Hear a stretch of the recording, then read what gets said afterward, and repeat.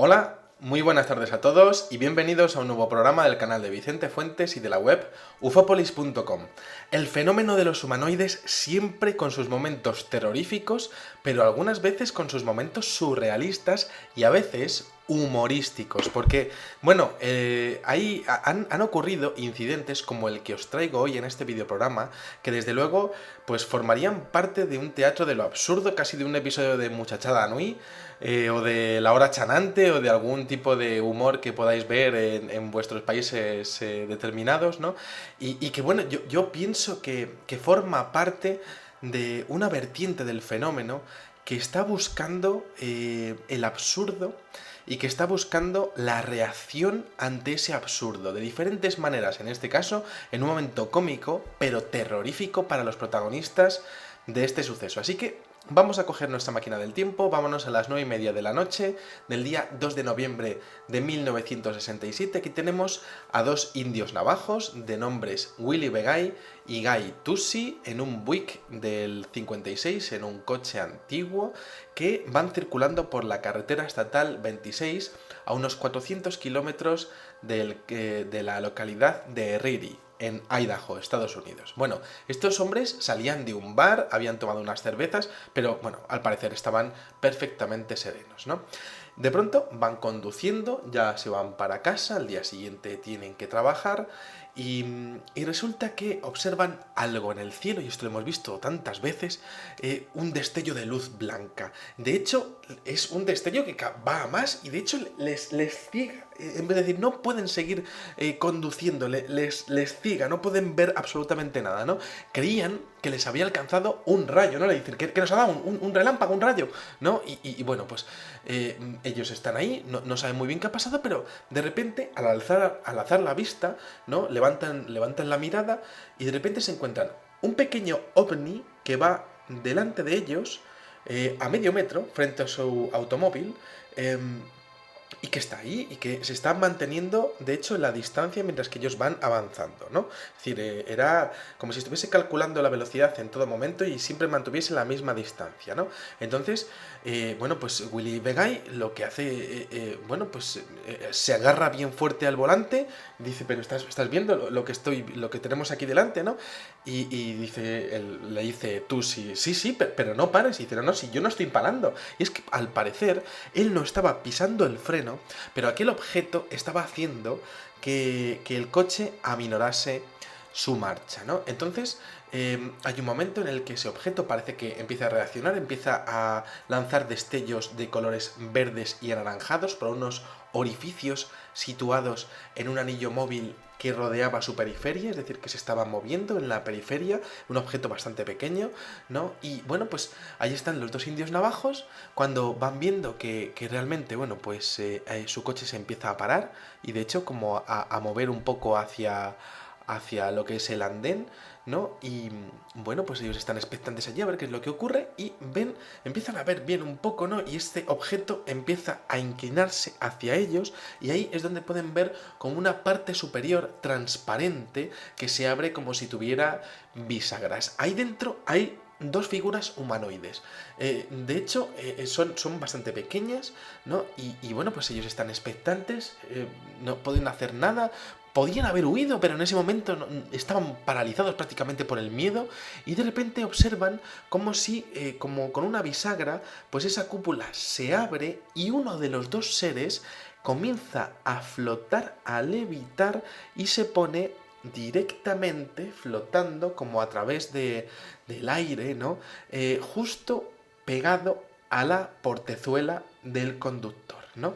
Vega y Tusi pueden contemplar lo que es a este pequeño ser, 1 metro aproximadamente de altura, una cabeza de unos 15 centímetros de diámetro, va con, bueno, pues con un mono perfectamente ajustado, la cara tiene muchísimas cicatrices, que eso es lo que más les perturba a ellos, realmente es pavorosa esa imagen, ¿no? Con esas cicatrices, unas orejas bastante grandes, ojos muy redondos, pero no le aprecian ni nariz ni labios, un pecho bastante ancho, el traje ajustado, acostado como un mono, como decíamos, y a la espalda una caja como aplanada que sobresale por su cabeza, ¿no? Por encima y bueno, pues también el detalle de 2 dedos en cada mano, ¿no? Entonces, claro, están allí los 2 indios navajos observándolo diciendo, esto es imposible, es imposible, ¿no? Y entonces este ser se acerca. Vaya, que se acerca, que viene, y de hecho ellos tienen la ventanilla bajada, ¿no? Que se mete en el coche y coge el conductor y se va hacia el copiloto, ¿no? Y es que este ser se mete dentro del coche con ellos, pone sus 2 brazos sobre el volante y el coche comienza a moverse. Y entonces, claro, ellos se quedan mirándolo, o sea, totalmente aterrorizados, ¿no? Y comienzan a ver como que es imposible que ese ser esté dándole al pedal de aceleración. Y entonces se fijan, no, es que el objeto que tienen delante, mientras que el coche está siendo remolcado, bueno, pues sigue ahí y parece que está tirando del coche, ¿no? Entonces hay un momento en el que se dan cuenta de que el ser que tienen aquí al lado, ¿no? Pues coge con sus manitas y gira el volante y comienzan a meterse campo a través. Y dicen, bueno, madre mía de mi vida, ¿dónde vamos? ¿Qué es esto? ¿Qué es lo que está ocurriendo? Hace un momento estábamos perfectamente y ahora estamos viviendo el momento más surrealista de toda nuestra vida. ¿Cómo es posible que nos esté pasando esto, no? Bueno, resulta que se internan 15 metros en la carretera, a poca distancia de lo que era el sendero por el que iban, la carretera comarcal por la que iban, ¿no? Y entonces el coche se para, ¿no? Y entonces en ese momento Tusi, que es el que estaba en el copiloto, abre la puerta y comienza, dice, hasta luego, Lucas, se marcha de allí corriendo como alma que lleva el diablo por la carretera hasta llegar a la granja de un hombre que se llama William Hammond. Él cree ver que le sigue detrás su amigo, pero no mira para atrás, ¿no? Le deja ahí, ¿no? Y bueno, pues resulta que aquí tenemos al copiloto que llega a la granja, ¿no? Y bueno, se pone a dar golpes a la puerta de esa granja donde está ese granjero que está levantándose casi con el fusil en la mano diciendo a ver quién osa despertarme a estas horas de la mañana, ¿no? Y resulta que mientras que está ocurriendo eso, Vegai, por su parte, dice que el humanoide que sigue ahí sentado con él se pone como a hablar en un lenguaje incomprensible, como si fuese un pajarito o como si fuese una voz muy aguda en un idioma incomprensible, ¿no? Y entonces ese intruso, acto seguido, sale del vehículo. En ese momento Vegai está a punto de desmayarse del miedo que le ha dado todo esto y de lo surreal que era, ¿no? Quizá demasiada impresión, quizá demasiado cómico, quizá demasiado miedo y quizá esa mezcla tan absurda que realmente pues convierte este caso en un suceso, vamos, único en el mundo, ¿no? Entonces, bueno, este ser como que parece que se desliza flotando fuera del coche, se mete dentro del disco, ¿no? La cúpula se cierra, hay una coloración más brillante alrededor de la nave y esta se eleva haciendo una especie de zigzag, ¿no? Bueno, de la parte central aparece una luz amarilla en el ascenso, muy similar a la que veíamos en el caso de Inharvi, ¿no? En ese tremendo incidente en Finlandia, ¿no? Con aquellos 2 leñadores que salieron bastante mal parados y que se quedaron inútiles para toda su vida, ¿no? Bueno, en la granja está William Hammond, ese dueño de la granja, con ese indio navajo en la puerta, que entra como una exhalación cuando le abre la puerta, le empieza a decir una luz, mi coche, un amigo que a lo mejor está muerto ahora, por favor, ayúdenme, tal, ¿no? Y entonces le piden que se calme, pero este señor no se calme. La verdad es que la respuesta emocional que tuvieron ambos protagonistas fue totalmente brutal y desde luego no se lo tomaron a broma para nada, ¿no?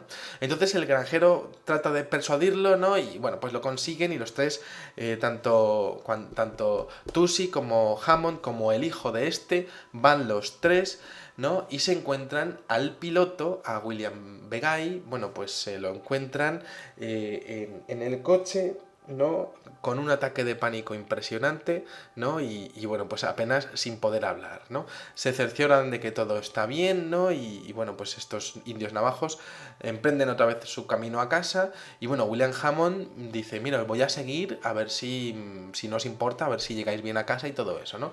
Parecía que el camino ya iba bien, ¿no? Y bueno, pues William Hammond ya les deja irse para casa y entonces, claro, ya le habían contado que estos señores habían estado bebiendo, ¿no? Y dicen, a ver si estos van a estar que llevaban una cogorza, aunque no lo parecía para nada, estaban perfectamente serenos, a ver si han tenido algún episodio de delirium tremens o alguna cosa, me voy a ir al bar a comprobar a ver cuánto han bebido, ¿no?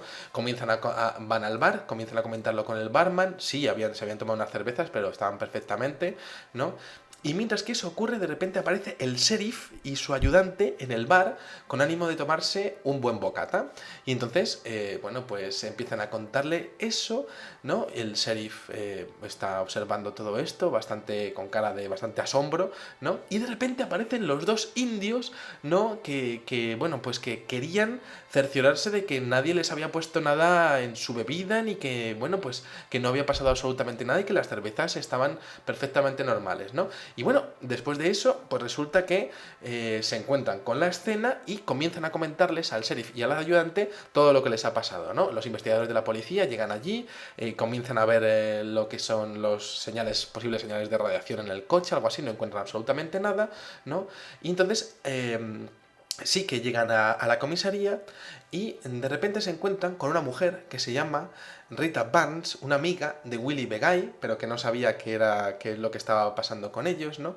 Que regentaba una tienda de combustibles y que dijo que aquella noche había observado una gran luz, ¿no? Y sobre todo su ganado estaba inquieto, ¿no? Y todos sus perros estaban asustados, ¿no? Y que pensaba que había pasado algo, ¿no? Y estaba allí en la comisaría, ¿no?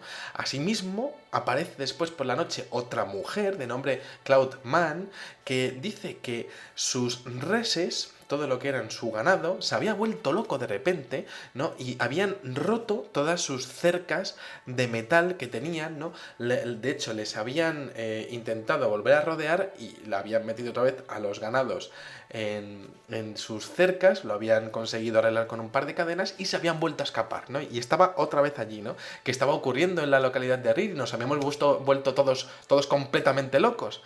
Bueno, pues en este momento de la historia aparece Elaine Quinn, que también aparece al día siguiente en la comisaría diciendo que a 10 kilómetros al este de Riri dice que estaba yendo hacia una farmacia para comprar una medicina para su hijo, ¿no? Y a 3 kilómetros observa justo, y además empiezan a observar las horas del incidente de los dos indios navajos, ¿no? Una luz que estaba subiendo zigzagueando, o sea, que era el mismo momento desde otra perspectiva a 3 kilómetros y corroboraba lo que habían visto estos dos indios, ¿no?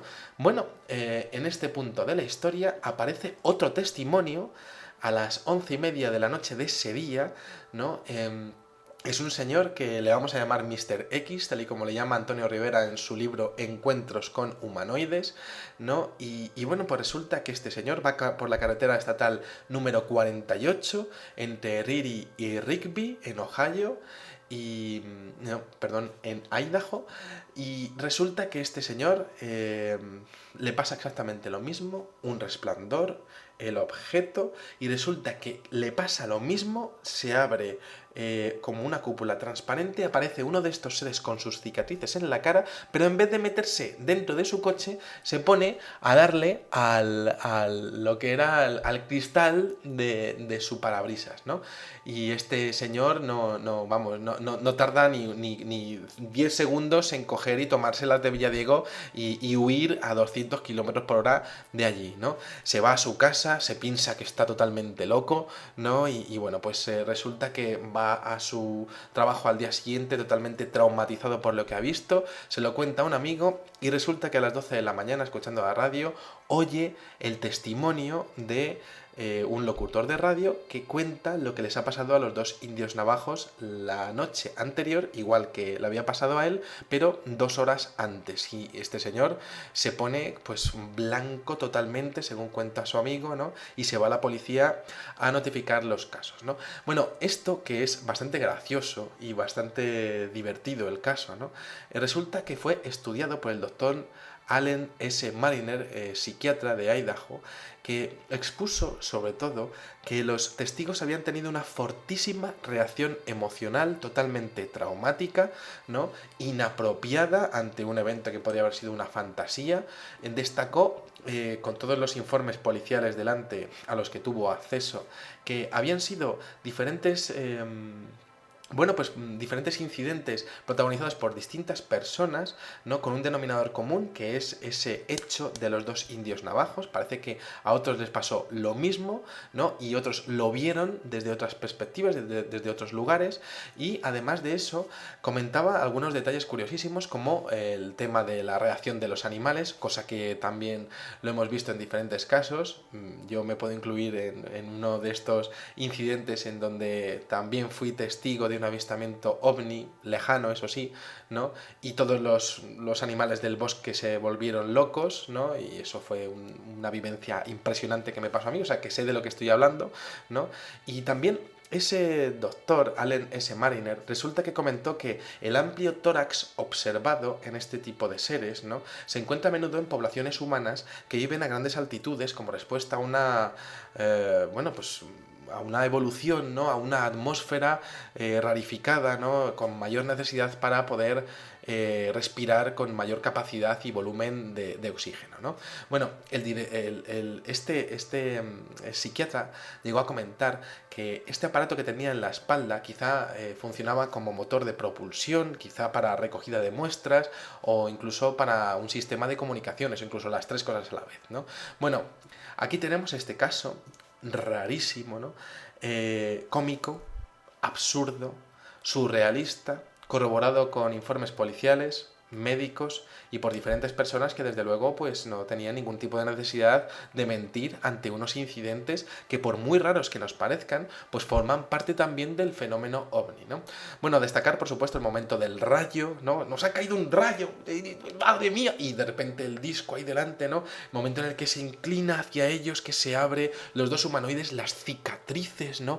Eso me parece curiosísimo, ese tema, ¿no? El surrealista momento de que se mete dentro y luego son remolcados, y ese extraterrestre que se ponía a conducir el coche, ¿no? La huida del copiloto, ¿no? Y se queda el piloto allí y ve como el humanoide se pone como a hablar como un pajarito. Realmente yo creo que es un tema que es tan surrealista que es difícil de creer, y yo mismo, ¿no? Pero realmente yo os cuento el caso a nivel periodístico y esto ha ocurrido así, está en los anales de la ufología, ¿no? Bueno, es un surrealismo puro y duro, hay otras visiones, ¿no? Otro testigo, ese otro señor X con el mismo evento pero con los golpes en el parabrisas, ¿no?